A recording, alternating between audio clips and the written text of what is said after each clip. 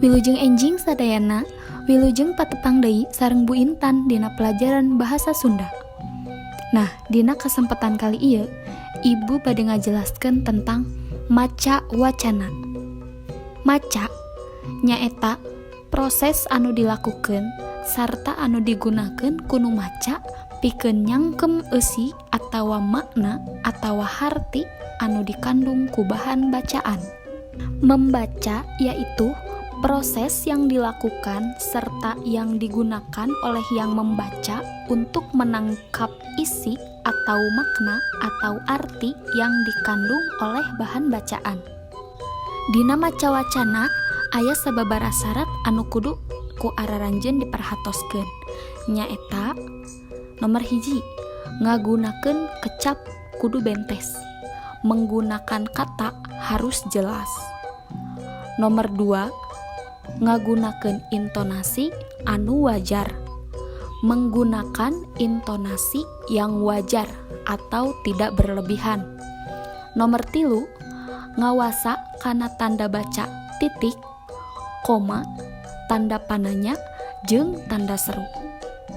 Menguasai tanda baca titik, koma, tanda tanya, dan tanda seru. Nomor 4, maca kudu bentes dibarengan ku ekspresi. Membaca harus jelas disertai dengan ekspresi. Nu kalima, maca teu rundag-randeg dibarengan ku ekspresi anu hade atau rasa. Membaca tidak terbata-bata disertai dengan ekspresi yang bagus dan menggunakan rasa. Nu kagenep, ngarti kana isi bacaan. Mengerti terhadap isi bacaan. Nu katujuh, ngawasa atawa nyangkem bahan bacaan. Menguasai atau menangkap bahan bacaan. Nu kadalapan, panon kudu bisa neuteup 3 kecap sadetik. Mata harus bisa melihat 3 kata dalam 1 detik. Tah, ayeuna Ibu bade masihan contoh salah sahiji wacana anu judulna gotong royong.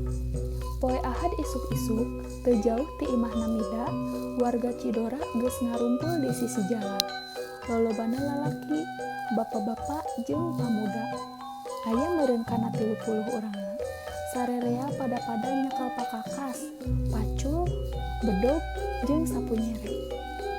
Geus hudang acan Bu Mida teh, bapana Mida norojol ti dapur.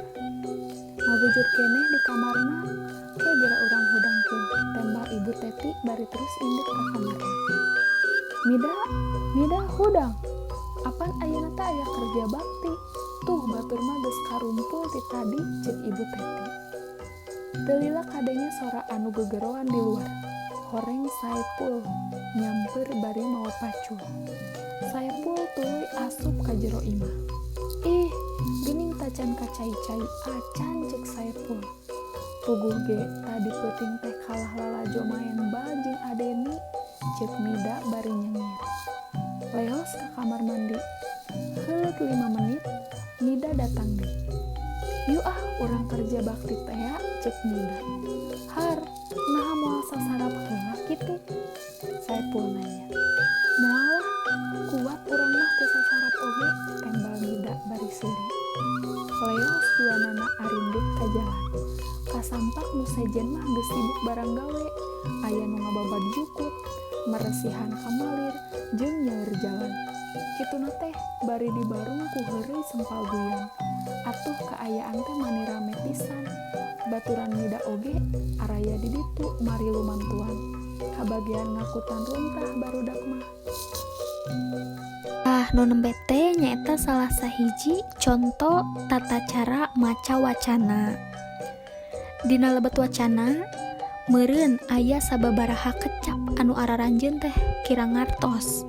Tah ayeuna ku ibu bade didugikeun kecap naon wae sih anu rada kirang kahartos ku aranjeun sadayana.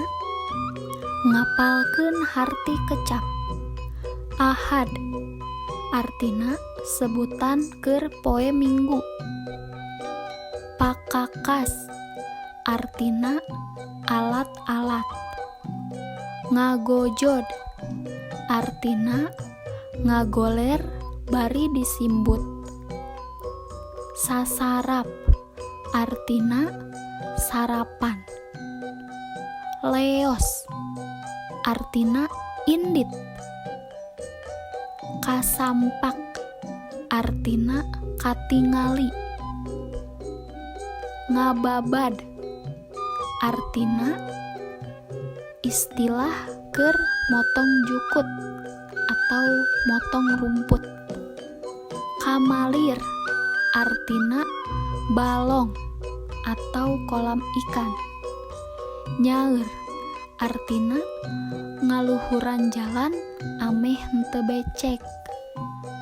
Sempal guyon artina gogonjakan atawa heureuy. Ngakutan artina ngangkatan. Runtah artina sampah. Mung sakitu materi anu tiasa didugikeun ku ibu. Lebih kurang mohon maaf. Hatur nuhun.